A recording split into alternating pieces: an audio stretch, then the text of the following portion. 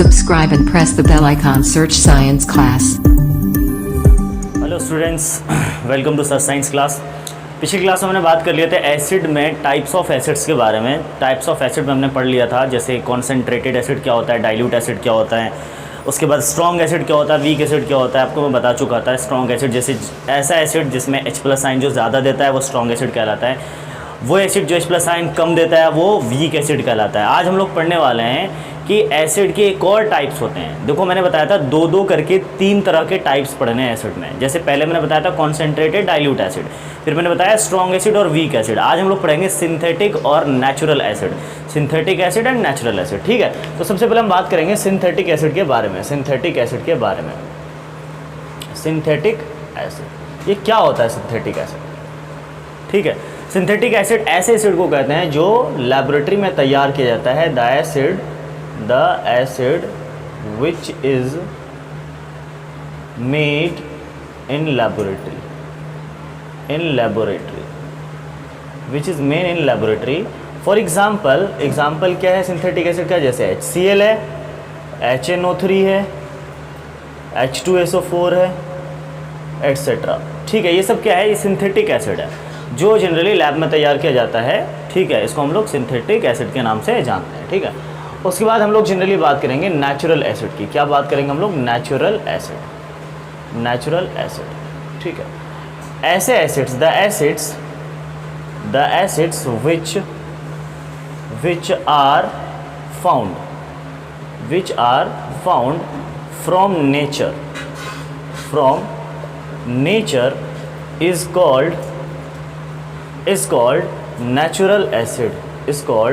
natural acid।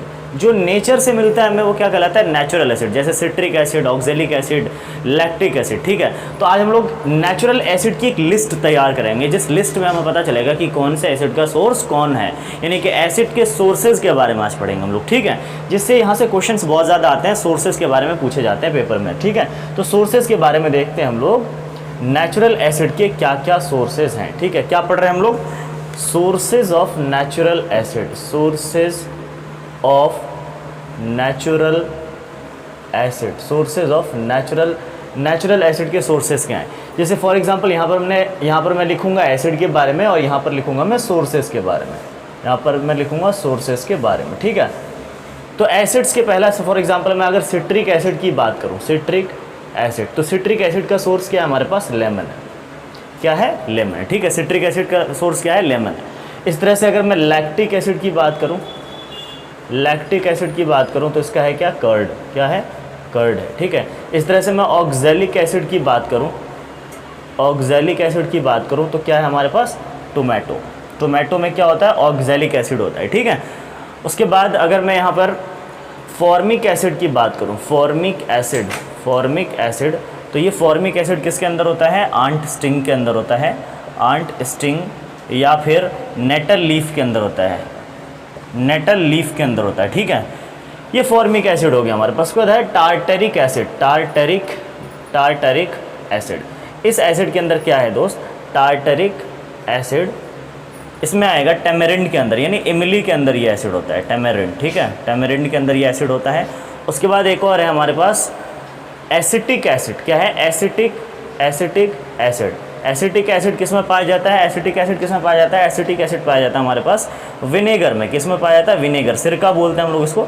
Vinegar के अंदर क्या होता है? एसिटिक एसिड होता है। इसका फॉर्मूला होता है CH3COO। इसके बारे में हमें बहुत सारा आगे पढ़ना है, चैप्टर नंबर 4 में इसके बारे में पूरा एक कॉन्सेप्ट, एक टॉपिक है इसके बारे में। ठीक है, तो हम लोग पढ़ेंगे चैप्टर नंबर 4 में एसिटिक एसिड के बारे में। ये थे सारे ऐसे natural acids and their sources, जिसके बारे में पेपर में और कॉम्पिटिटिव एग्जाम्स में भी यहाँ तक के बहुत सारे क्वेश्चंस आते हैं यहाँ से। तो अगर आप इसको ध्यान से पढ़ लेते हो, सीख लेते हो, समझ लेते हो, तो आपके लिए बहुत आसान हो जाएगा। नेक्स्ट क्लास में हम लोग पढ़ने वाले हैं रिएक्शंस के बारे में, यानी एसिड बेस के एसिड के रिएक्शन और बेसिस के रिएक्शंस के बारे में हम लोग पढ़ने वाले हैं नेक्स्ट क्लास में। लेकिन आज मैं आपको एक चीज़ और क्लियर करा देता हूँ कि सर सॉल्ट का फॉर्मेशन कैसे होता है। देखो सॉल्ट का फॉर्मेशन जनरली बहुत ही ईजी है। अब इसको स्क्रीनशॉट ले लो या इसको उतार लो। ठीक है, सॉल्ट का फॉर्मेशन कैसे होता है? देखो आपको मैं एक ट्रिक बताता हूँ। ठीक है, सॉल्ट का फॉर्मेशन या सॉल्ट क्या होता है? अगर आप एसिड्स में से एच को रिमूव करके, यानी कि कोई एसिड है, मान लो एक HCl है इसमें से, या पहले इसको मैं लिख देता हूँ सॉल्ट के बारे में, सॉल्ट के बारे में लिख देता हूँ कि सॉल्ट क्या होता है, ठीक है। When we replace hydrogen by a metal from acid, acid में से अगर मेटल से रिप्लेस कर देते हैं हाइड्रोजन को, मैं यानी कि हाइड्रोजन को हटा के मेटल से रिप्लेस कर दिया हमने, तो जो हमें मिलता है वी गेट, ठीक है, देन वी गेट सॉल्ट। इसको हम लोग क्या बोलते हैं, सॉल्ट बोलते हैं, ठीक है। अब उसके बाद जैसे फॉर एग्जांपल मैं एग्जांपल लेता हूँ, HCl है, H2SO4 है, ये सब क्या है, एसिड है। HNO3 है, ये सब क्या है, एसिड है। लेकिन देखना अगर मैं इस H को रिमूव कर देता हूँ, H को हटा देता हूँ, यहाँ पर कोई भी मेटल ला के रख देता हूँ, मतलब अगर मैं इस H को रिमूव करके Na रख दिया और Cl तो Cl ही रहने दो, तो ये NaCl हमारा कॉमन सॉल्ट है, पता है आपको, कॉमन सॉल्ट है जिसको हम घर में इस्तेमाल करते हैं, ठीक है।